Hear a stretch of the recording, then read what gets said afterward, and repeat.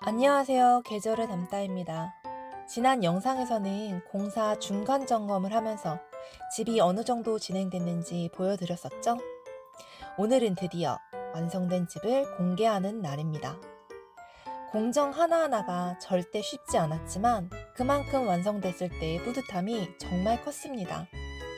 이번 영상에서는 창호 작업부터 목공, 전기 작업, 그리고 외벽 단열까지 집이 어떻게 완성됐는지 그 과정들을 보여드리도록 하겠습니다.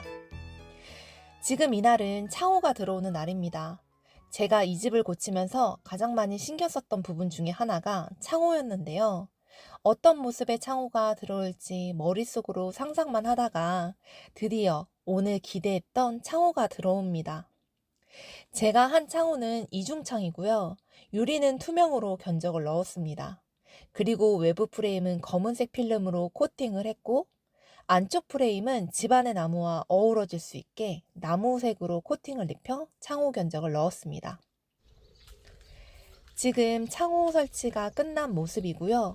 아직 내 외부에 남아있는 공사들이 있어 필름은 벗기지 않은 상태인데, 바깥에는 이렇게 검은색 프레임, 안쪽에는 우드 느낌으로 프레임이 잘 시공되어 온 것 같습니다. 이렇게 문이 열리고 닫히는 느낌도 정말 좋습니다. 복도 쪽 창호를 지나 거실의 창호의 모습은 이렇습니다.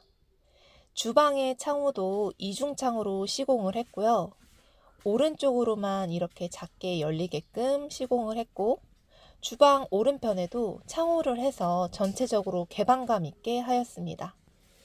이 아래쪽 창은 막을 예정이고요. 근데 공사업체와 소통하는데 좀 착오가 있어 창호 하나가 잘못 왔는데요. 바로 이 픽스창인데, 제가 예전 영상에서도 말씀을 드렸었지만 위쪽에만 픽스창을 낼 거라고 했었는데요. 업체와 저 서로 소통의 오류가 있어 이렇게 큰 창에 픽스창을 시공하게 되었습니다. 처음에는 제 생각과 좀 벗어난 그림이라 좀 당황했지만 이왕 이렇게 된 거 오히려 잘 됐다고 생각하고 마음을 고쳐 먹었습니다. 여기 바깥의 뷰가 밭 뷰인데요. 밭도 더 많이 보고 햇살도 많이 들어오고 좋다고 생각하고 있습니다. 뭐든 마음먹기 나름 아니겠습니까? 이 밭 뒤로 나무를 심을 예정이니까 제가 뷰를 더 멋지게 만들어 보겠습니다. 중간중간 전기공사도 함께 진행됐는데요. 저희 집은 석가래가 있어 전선이 외부로 노출될 수밖에 없는 구조라 지저분해지지 않을까 고민이 많았는데, 석가래가 있는 집은 애자로 전기를 시공하면 더 멋스럽다고 하시더라고요. 그래서 애자 전기로 시공을 했는데 결과는 정말 대만족입니다. 애자 전기는 예전 한옥집에서 많이 쓰이던 전통 방식인데요. 장단점이야 물론 있겠지만 지금 느낌은 너무 마음에 듭니다. 집 전체 분위기랑도 잘 어울려서 만족도가 아주 높습니다. 그 다음은 본격적으로 목공 작업에 들어갔습니다. 목공 작업은 주방벽에 타일을 붙일 부분을 만들기도 했고, 주방에는 전선이 많이 지나가야 하다 보니까 안정적으로 시공하기 위해 구조를 보강할 필요가 있었습니다. 특히 흙벽인 부분이 약한 곳도 있어서 목공으로 벽을 세워 보강해주는 작업을 했습니다. 그리고 다음 공정은 외벽 단열이었는데요.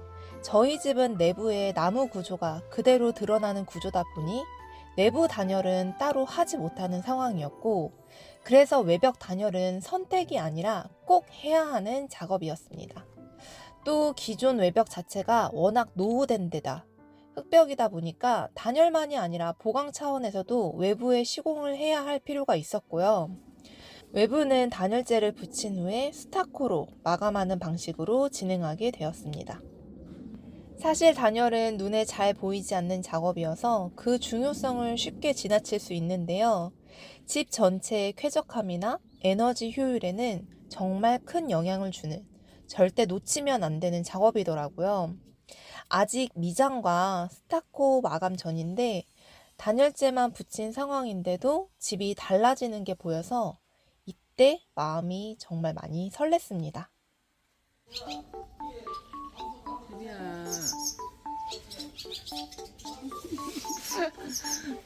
그리고 공사하는 내내 신기한 일이 하나 있었는데요. 저희 집 공사 중에 제비가 여러 번 집을 찾아왔어요. 처음엔 우연인가 했는데 자꾸 날아와서 보니까 진짜 둥지를 틀려고 하더라고요. 예전부터 제비가 집을 지으려는 건 길조라고 하잖아요. 왠지 이 집에 좋은 기운이 많이 깃드는 느낌입니다. 공사가 다 끝나고 나면 제비들도 어서 이 집에서 둥지를 틀었으면 합니다. 업체 공사가 어느 정도 마무리가 되고 있어 이제 셀프로 작업해야 하는 작업들을 해보려고 합니다. 먼저 내부 마감은 뭘로 할지 정말 고민을 많이 했었는데 도배로 마감하는 것보다 페인트로 마감하기로 결정을 해서 먼저 이 목공 작업할 때 생긴 타카 자국을 퍼티로 모두 메꿔주려고 합니다. 그리고 전기 작업하면서 이렇게 군데군데 흙이 떨어져 나간 곳도 있고 이 부분 역시 퍼티로 보수를 해줄 예정입니다. 그리고 나서 페인트를 전체적으로 칠해줄 예정이에요.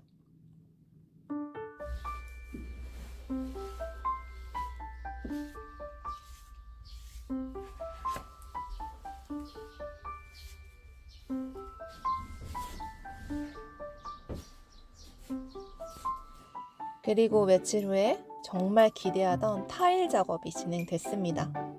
제가 고른 주방 타일 정말 예쁘지 않나요? 타일 잘 골랐다고 사장님들이 칭찬을 아주 많이 해주셨습니다.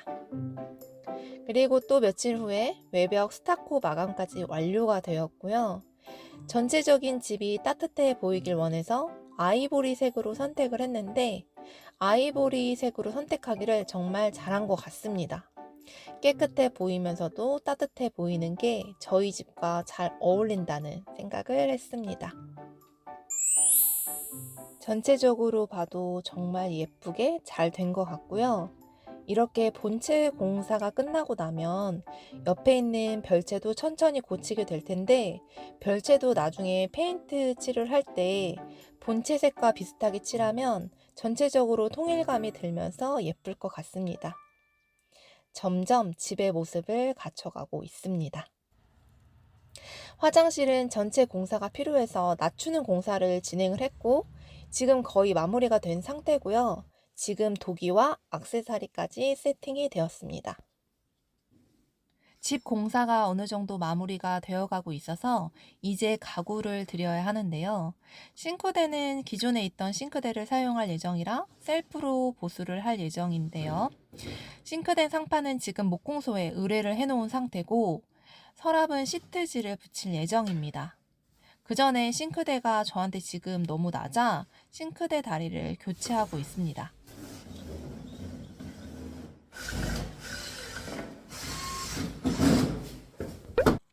저는 공사가 진행되는 중간중간 와서 내부 페인트를 바르는 작업을 하고 있고요. 지금 이 방은 2번 정도 페인트를 바르는 작업을 했고 이 바깥쪽도 지금 1번 정도 바른 후이고 1번 더 바를 예정입니다. 그리고 저희 집 나무 기둥에 예전에 나무가 박혀있는 부분에 구멍이 많아서 퍼티로 구멍을 메꿔놓은 상태인데요. 그 메꿔놓은 퍼티 위로 흠집 보수하는 페인트를 발라 나무에 전체적인 색을 맞춰주려고 합니다. 그리고 이렇게 색을 맞춰준 후에는 전체적으로 색이 있는 오일 스테인을 한번 칠해 주었습니다. 지금 이렇게 보면 하얀색 퍼티였던 자국에 똑같이 색을 맞춰 오일스텐까지 발라주니까 가까이서 보면 티가 나지만 멀리서 보면 전체적으로 색이 맞춰져서 만족스럽게 보수가 된 것 같습니다. 그리고 목공 선생님께서 싱크대 상판을 가져와 주셨고요. 지금 싱크볼과 인덕션이 들어갈 자리를 타공해서 싱크대 상판을 이렇게 완성해 주셨습니다. 너무 예쁜 것 같아요. 그리고 싱크대 서랍은 지금 시트지를 제가 붙였는데요. 시트지가 제가 생각했던 시트지가 아니어서 마음에 안 듭니다. 너무 얇고 색도 제가 원하는 색이 아니어서요. 그냥 쓸까 말까 고민을 좀 했는데 여기에 그냥 한 번 더 시트지를 붙이려고 합니다. 우드 느낌으로 연장해서 작업을 해보려고 해요. 원래는 시트지 작업할 때 서랍이랑 피스를 다 분리해서 작업을 하는데요. 제가 지금 저 서랍을 상판 제작할 때 맞춤으로 제작한 거라 혹시 빼다 잘못될 것 같아서 그냥 붙여 있는 상태에서 시트지 작업을 한번 해보았습니다.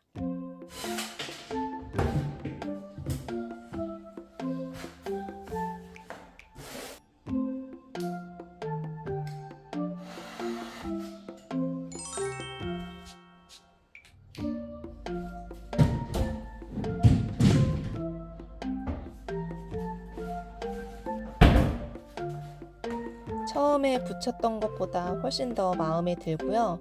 하길 잘했다는 생각이 듭니다. 전과 후입니다. 훨씬 고급스러워졌죠? 그리고 제가 절대 포기 못한다던 한옥문들 드디어 보수합니다. 지금 문살이 꽉 안 맞아지고 틀어진 부분도 있어 지금 목공풀로 붙이려고 하고 있고요. 근데 이게 제가 지금 생각보다 제대로 붙지도 않고 저 혼자 제대로 할 수 있을 것 같지도 않아서 아빠에게 SOS를 결국 쳤습니다. 그래서 아빠가 이렇게 목공풀로 붙인 후에 떨어지지 않게 케이블 타이로 하나하나 엮어서 문살을 붙이는 작업을 도와주셨습니다. 그리고 혹시 중간에 문살이 잘 맞지 않은 것도 아빠가 짝을 맞춰서 빠진 문살이 없게 보수를 해주셨습니다. 이걸로는 안 될까? 조각도?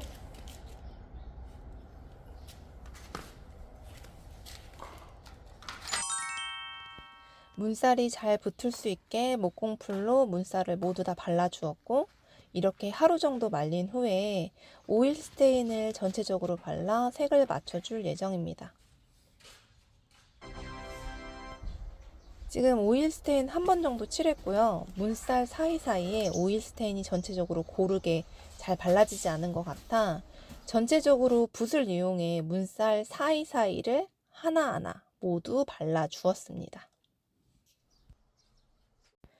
오일 스테인은 이제 2번 정도 발랐고 오일 스테인이 다 마르면 이 문살에 한지를 붙여줄 겁니다. 이제 전체적으로 색을 맞춰준 문살에는 아크릴 한지를 붙이려고 합니다. 아크릴 한지는 쉽게 말하면 한지의 얇은 유리 코팅이 되어 있는 재질이라고 보시면 되는데요. 빛은 은은하게 통과시키면서도 일반 한지보다 내구성이 좋아서 요즘 많이 쓰이더라고요. 인터넷에서 쉽게 구입할 수 있고 저도 온라인으로 구매해서 사용했습니다. 붙일 때 한 가지 주의할 점이 있는데요. 보통 일반 한지는 전통 풀을 사용해서 붙이잖아요. 그런데 아크릴 한지는 코팅이 얇게 되어 있어서 일반 풀로는 잘 붙지 않는다고 합니다. 그래서 목공풀이나 다용도 풀 같은 접착력이 강한 풀을 써야 잘 붙는다고 해서 저는 목공풀을 이용해서 붙이기로 했습니다. 그리고 또 하나 자를 때 조금 까다로운데요. 얇은 코팅 때문에 칼끝이 잘 안 들어가요. 그래서 가위를 이용해서 자르거나 아니면 칼날을 종이날과 맞닿게 해서 칼날이 잘 들어가게 하면 잘 자를 수 있습니다.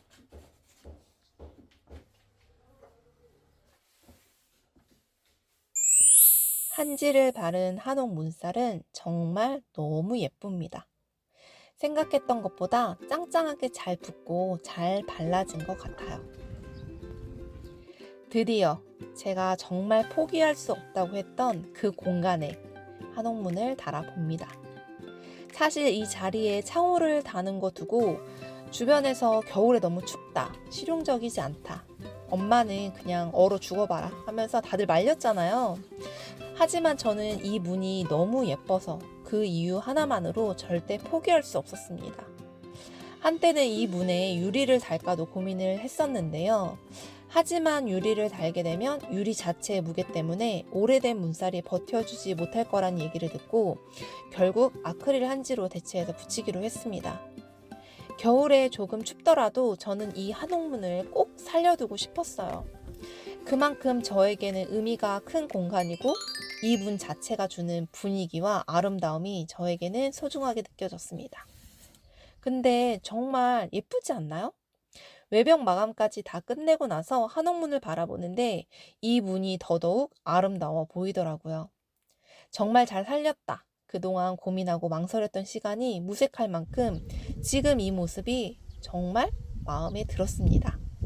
포기하지 않기를 잘했다는 생각이 들었어요. 그리고 이것은 공사하는 시공업체 측에서 만들어 준 건데요. 한겨울에 저 한옥문을 떼고 저 문을 사용하면 따뜻하게 사용할 수 있다고 제작해 주셨습니다. 이번 공사에서 시공업체가 정말 세심하게 신경 써주고 공사 하나하나 노력해 주시면서 함께 해주셨어요. 이 자리를 빌어 정말 감사하다고 말씀드리고 싶습니다. 그리고 이제 완성된 집의 전체를 보여드리도록 하겠습니다. 지난 셀프로 시작했던 집이 많은 사람들의 손길과 도움을 거치고 저에게 큰 의미와 변화들이 모여서 지금 이렇게 멋진 모습으로 완성이 되었습니다. 전과 후를 비교해보자면 비포, 애프터입니다. 정말 멋있죠? 하지만 이게 끝이 아닙니다. 저희 집은 조명이 켜지면 더 예쁘답니다. 해가 지고 조명이 하나둘 켜지면 낮과는 또 다른 분위기가 펼쳐집니다. 이제 본격적으로 집 내부를 소개해 드리도록 할게요. 낮 동안의 집안의 모습은 자연 채광이 가득 들어오면서 한옥 특유의 멋이 훨씬 더 잘 살아나는 느낌입니다. 햇살이 들어올 때마다 공간이 달라 보이고 그 따뜻한 빛 덕분에 집 전체가 더 포근하게 느껴지더라고요. 싱크대 상판도 고민을 정말 많이 했는데요. 아무래도 관리할 때 조금 신경을 써야겠지만 지금 이 모습은 정말 마음에 듭니다. 그리고 이쪽 복도에 있는 바닥은 친구가 그 당근으로 줬던 강마루를 깔았습니다. 전체적으로 장판과 색이 비슷해서 통일감이 들어요. 밤 동안의 집 내부는 조명의 빛을 받으면서 낮과는 또 다른 분위기가 느껴집니다.